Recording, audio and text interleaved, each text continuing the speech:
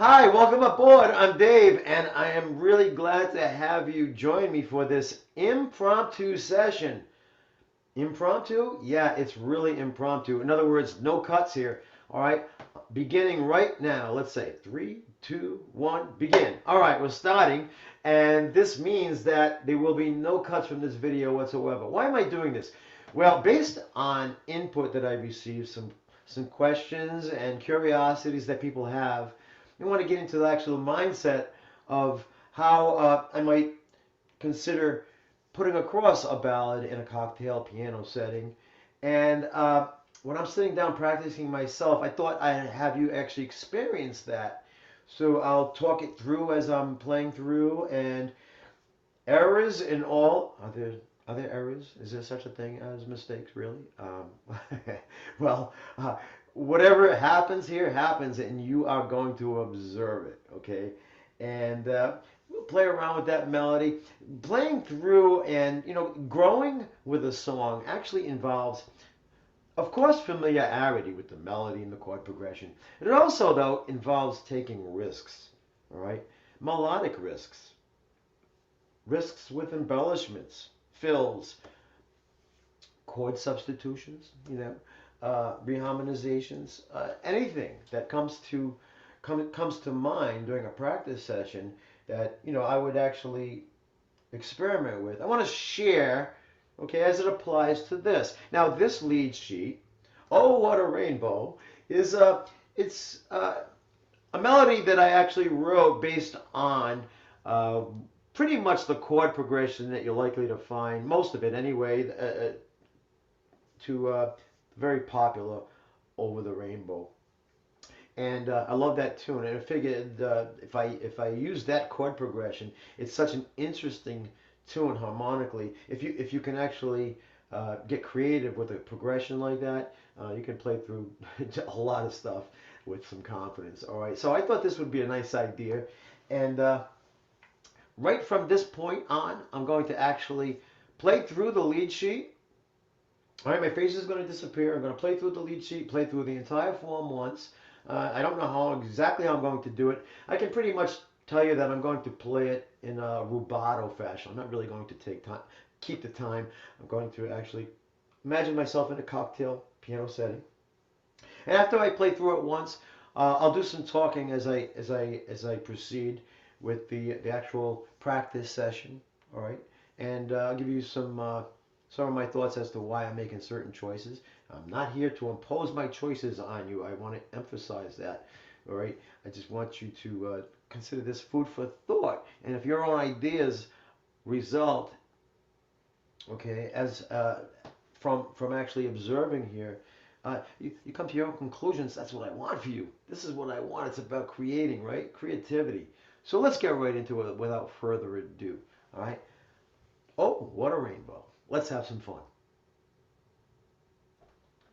All right, we'll just play through this form.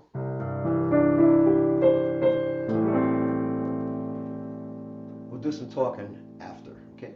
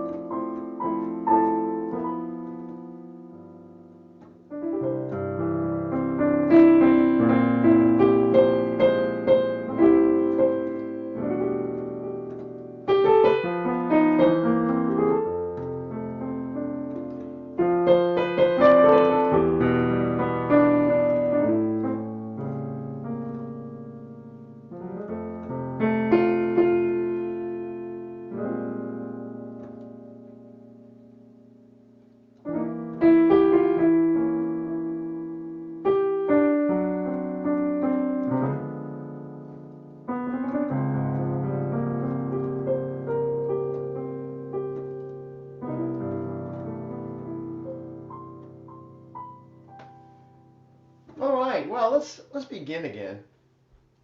And again, that was impromptu, so I didn't really have any idea as to how I was going to approach it. Nor do I know, nor do I right now. But I see here we're starting with the 1 chord. Okay, we have a C6 chord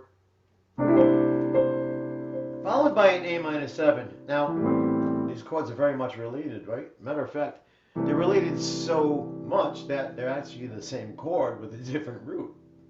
Here's a C major 6 chord, a C6, and here's an A minor 7. It's just, one is just an inversion of the other. So let's see. Here I'm playing a voice. I like this voicing. This is a typical stock jazz piano stock voicing. You know, it's a 3, 5, 6, 9. All right, we're adding the 9 to the 6th. And the fact that it has this 5 and 6 in the middle adds a tiny bit of dissonance, all right, to the chord itself. And it is rootless. There's no root here, so we can add the root or not. You know, one might say, well, if you're not playing the root, it's not really a full chord. To which I would respond, okay, it's not a full chord. And maybe I didn't want the full chord. Maybe I just wanted the voicing in this case, you know. If I want a little bit more fullness, I'll go ahead and put that root there, you know. We're approaching the A minor. Now, it isn't A minor 7. As we proceed here, you're going to see that I'm going to probably favor a little bit of contrast between the textures of these chord choices. Here we go with the A minor 7. This is very thin. Now you can see this was kind of close together. Now I'm going with something on the thinner side. I'm just playing a shell. It's a 1 and a 7. Okay, that's just a 1 and a 7 with the 3 serving us well in the melody. There it is right there.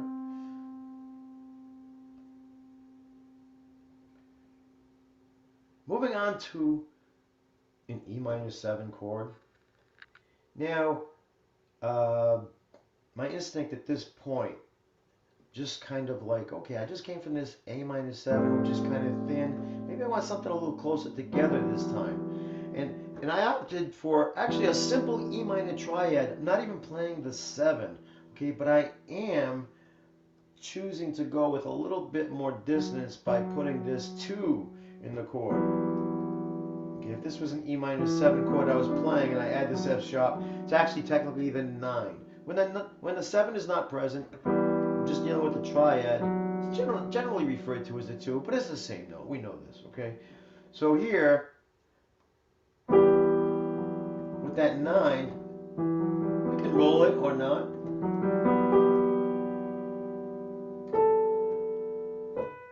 And there's nothing wrong with quietude, you know? Just kind of, remember, it's a cocktail setting, so quietude is a big part of the equation. Approaching this C7, I wanted to stay kind of close here, so, well, I've got the E already here, which was the 1 of E minor, and it's the 3 of the C chord, so, well, a blues voicing here kind of suits us pretty nicely here. It serves us well. So far we have something like, let's take a look. All right, put that root down here.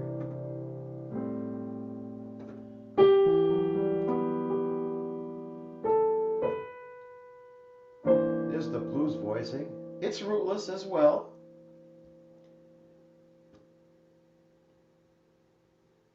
The root is a melody.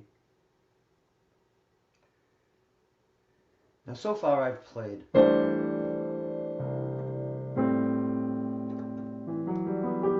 chords or voicings just pretty much on the beat. I'm going to go a little contrast here. I think I'm going to roll with this F major 7 chord. Just a 1, 5, 1. There's the 2 and then the 3. We can play back, we can go back and forth between these if we want to, right?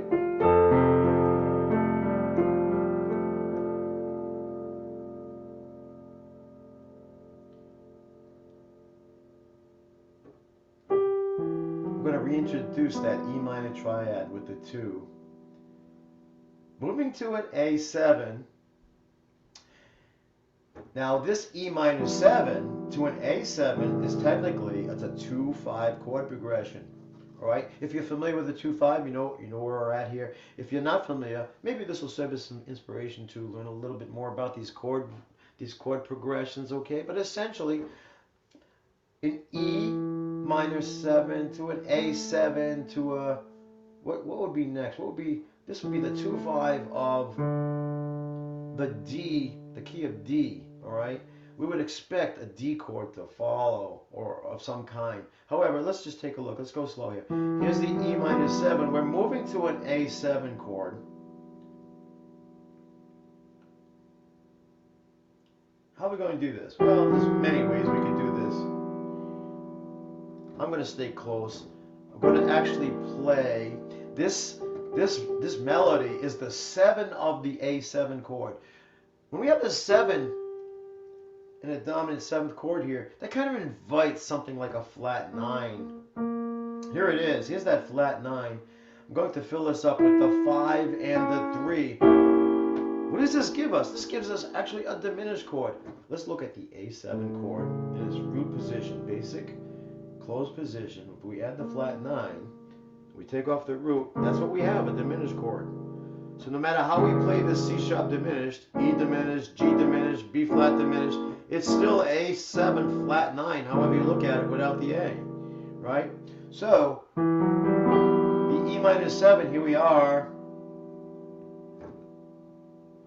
There's the A7 flat 9. We can complement that with the root down here.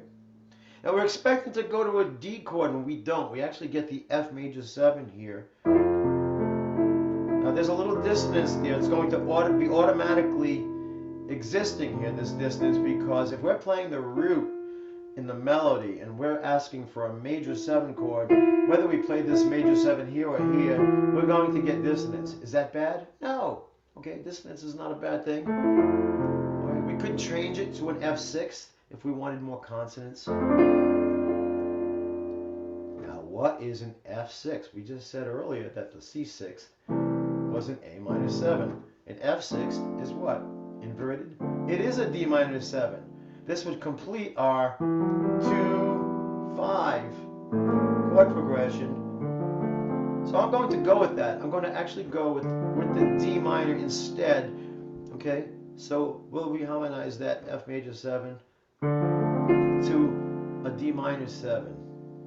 Can we put the 9 in? Of course.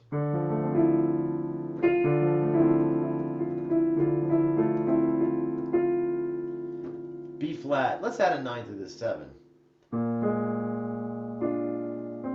This is basically what? 1, 7, 3, 5.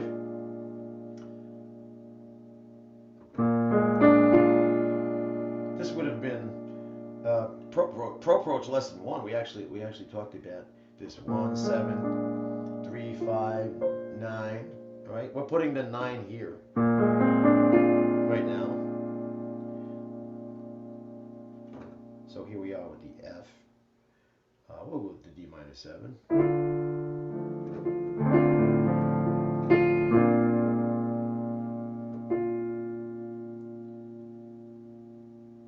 I'm going to go with straight shells here.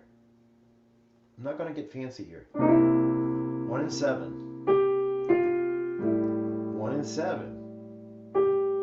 Now we'll contrast that with something. Okay, here we have a D7 chord. And the name of the chord, the root, is the melody note again. So when we have like a D7 chord and D is the melody, well, we're not in for a whole lot of color here. But here's what we can do. My inclination is to say, well, all right, this sort of invites a tritone substitution. A tritone substitution, all right? If you're not familiar with that, that's wonderful. I'll explain a little bit here if you are. Okay, kind of bear with me. If I play a D7 chord, well, I have an alternative. Now remember, the 3 and the 7 are the most important notes in a chord besides the root. Okay, they define the 7 chord as being a major chord quality and a dominant 7 quality. Okay, well, if I choose a root that is exactly 3 whole steps away from this D, that takes me to A flat, either direction, because a tritone is exactly 1/2 of an entire octave. Okay, well, if I choose this root A flat, but still play the notes in the D7 chord, all of a sudden this 1, 3, 5, 7 of D7 have become flat 5, 7, flat 9, and 3. You see, the 3 and 7 of the D7 become the 7 and 3 of the tritone substitute chord, okay? So now, oh, this brings us to a nice situation because our melody now becomes that D, which becomes the what? The flat 5. Oh, yes. Now, I just came from shells, right? What if I just go down? Here we go. Somebody's saying, oh, there's no third in the chord. Not yet, but kind of hitting it right there, aren't we, in the melody? See? We don't always have to, be tied down with rules. Creativity involves breaking away from that sometimes, okay? Now, I like the idea of the consistency of this simple shell here. Remember, this section of the song is played 3 times, It's A-A-B-A form, so we're playing this once, twice, then the bridge, and then we're playing it again, so we get plenty of opportunity to change things up. So right now, I'm going to go with this shell. Here's the A flat. I'm going to stick with the shell for the G7. Now this has been thin right along. Thin here, thin here, thin here, thin here. Now I'm going to go with a nice, thick George Shearing Block chord here. So the melody note is a C, and one of the C6 chord. I'm going to double this melody here. There's the Shearing Block. We're actually doubling the melody an octave lower. That's exactly what we do. We got all the chord tones nice and closed position. We can actually complement this with a little chromatic slide into this melody note. Here we are.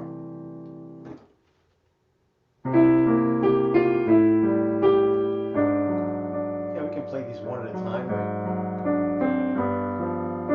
Sustain pedal helps us. Here we go. Now we have a D minor 7 to a G7.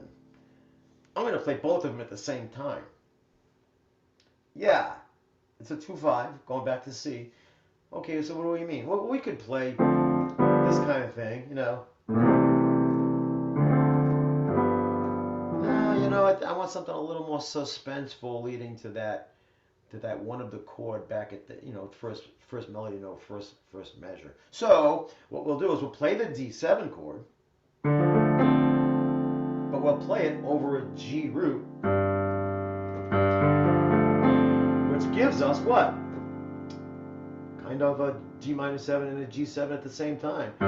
G, D, okay, this is the 1 of G, this is the 5 of G, this is the 7 of G, this is the 9 of G, so this is the G9 chord. It's a dominant chord quality. With the sus, the 4, we could say it's the 11. Okay, it's a sus, nice.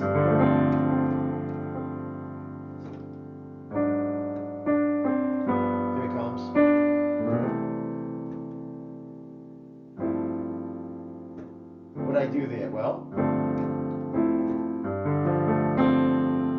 I went one step further. I played the D, F, A, C, which is the D minor chord. I also played the 9 of D minor, which becomes what of G? The got 13. So should I play this one or should I play this one? This one without the 9, this one without the 5. I'll tell you what my response to that is. I'm asking myself this question as I'm moving along. My answer is both.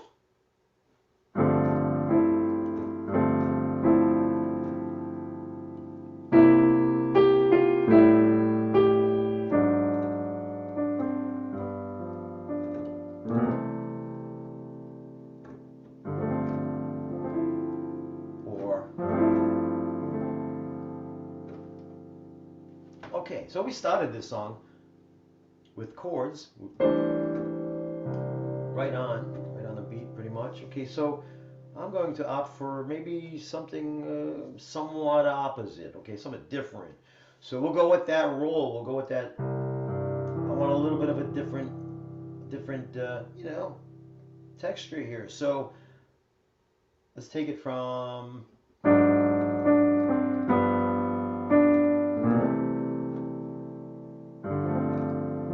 double that G if you want to.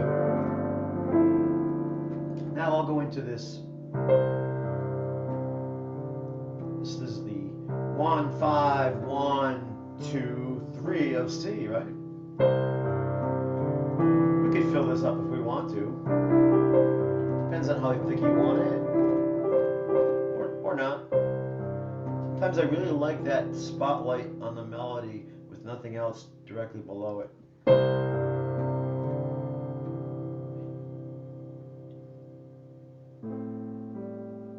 Okay, that shell works nicely, especially if we kind of break it up a little bit. Earlier we played a chord on E-7. Let's go for the 1, 5, 1 again, followed by the 2, then the 3. Let's see what happens. You can play these as 8th notes. Nothing's cut in stone here. It's up to you. Here's the chord we played earlier. I'll play it again. Oh, okay, this is like the blues voicing we just played earlier, first time around, but I'm actually complementing that with, we've got the melody here. I'm putting this 5 below the melody. This creates a chordal structure here. You see these are perfect fourths? Perfect fourths are 1, 2, 3, 4, 5 half steps away. Okay, that creates a perfect fourth. Well, it's a nice voicing, complements the melody being the root. Alright, F major 7. Here's my basic chord. F major 7 with the A on top. That's the second inversion of F major 7. I can start with that. My mindset is, okay, well let's go with it, see what we get. I don't really need this F there unless I want that dissonance. I do want dissonance right now. I think I want a different kind of dissonance. I think I want to opt for something like this. I've seen this shape before. I've played it and I like it. And what is it? This is actually a sharp 4 or a flat 5. It's also thought of as a sharp 11. It's the same note. Okay?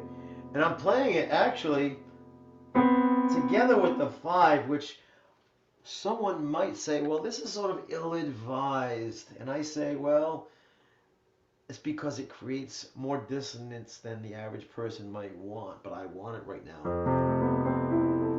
I want it.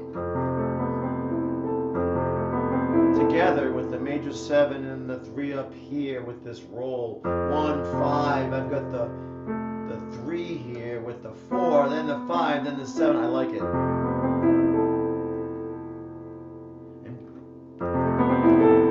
And since I've had all of this sound going on for this melody note, the next melody note, I'm going to leave it alone.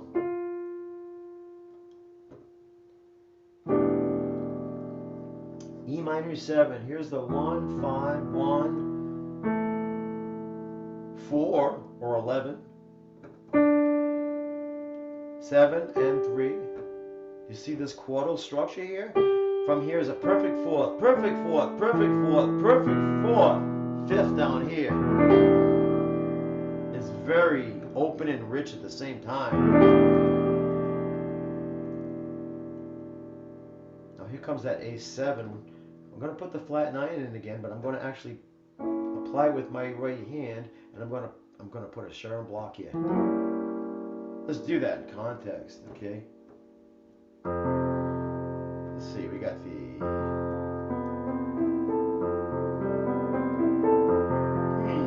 more choices here. I want you to think for yourself here. What do you opt for? Always think for yourself. Here we go. I'm going to leave the melody note down. There's that Shearing block. Love those. Especially when you're delicate with them, they can really be nice.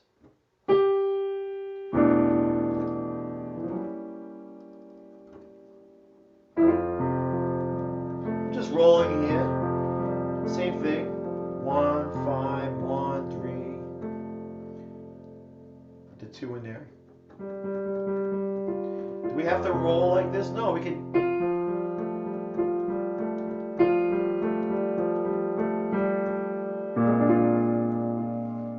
Flat 7. I have an inclination to approach this B flat from a half step higher. Okay. Now that would actually bring us to what? Not a B flat 7 chord, but a B7. Can we do that? Of course we can. What is this F if I do that? This F is actually the flat 5. So I can go from this B7 to this B flat 7. Now the third of this B chord is a D sharp. Oh, this dissonance. If I want some extra dissonance, I'll do that. 12 choices. Now I'm still thinking I'm in a cocktail scenario setting, so if I'm going to get dissonant, thick, or anything that's beyond consonants, I'm going to be delicate with it. Okay, while the lights are turned down, people are eating, enjoying their drinks. So I'm still delicate with it, all right? I'm not going crazy.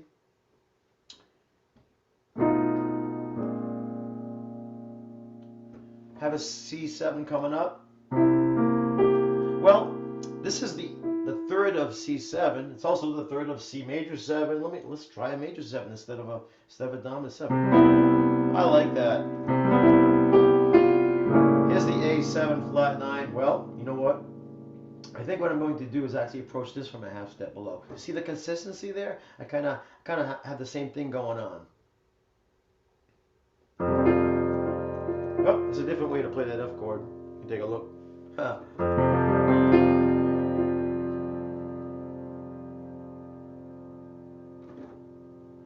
Half step approach.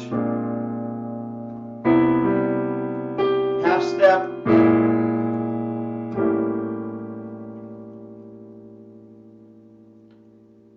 You can see some of the things I'm doing here in repetition. I was doing it previously. So you don't need me to say it every time. I don't think you just kind of look at it and make your own, draw your own conclusions from some of this, okay? I had that A flat earlier. I like it. I'm going to use it again. This time I'm actually going to bring it kind of, let's see, we'll bring it close like this. Here's the A flat, let's see, I'll put the 7 here, the 1, the 9, the 3, the flat 5. I like that. That's actually almost a complete whole tone scale. Whole step, whole step, whole step, whole step. Whole step here. Hey, there's an idea.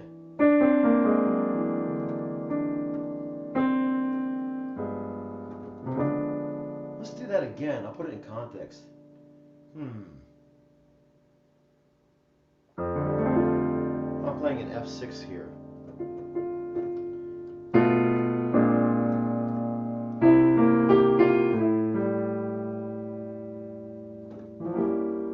Changed it a bit. 4. Any portion of this whole tone scale leading to that D would work. a sharing there. Preceding that with just, 7 and 3. We don't need tension all the time.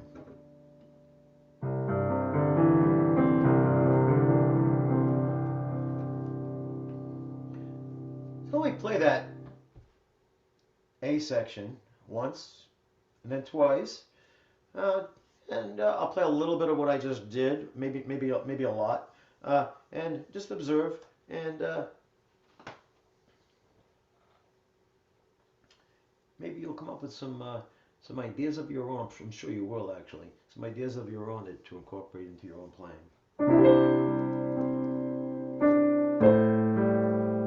Some of the same ideas, but in different places here.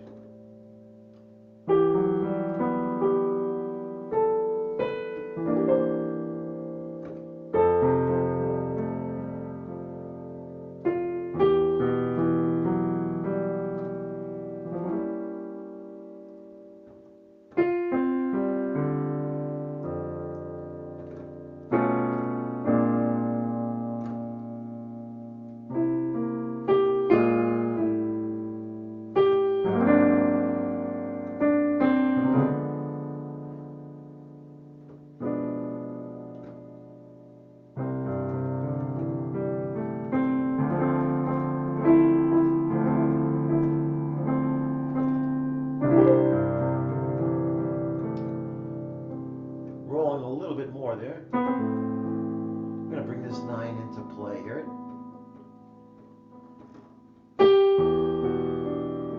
Here's the 9 again.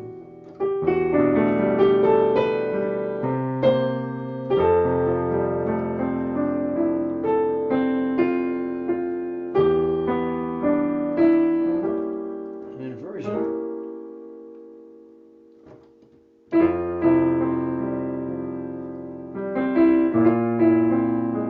We have a 5 and a flat 5 together.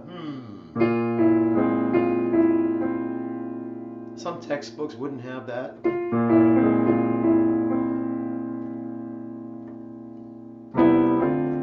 Oh, I decided C major 7. I'll work my way up to this melody note. There's an E minor 7, which is basically a C major 7, right? With a 9 in it. So connected that with the D minor 7. These are diatonic chords, all in the key of C major. See, C major 7, D minor 7, E minor 7. This is the 1 chord, 2 chord, 3 chord. So I saw that here.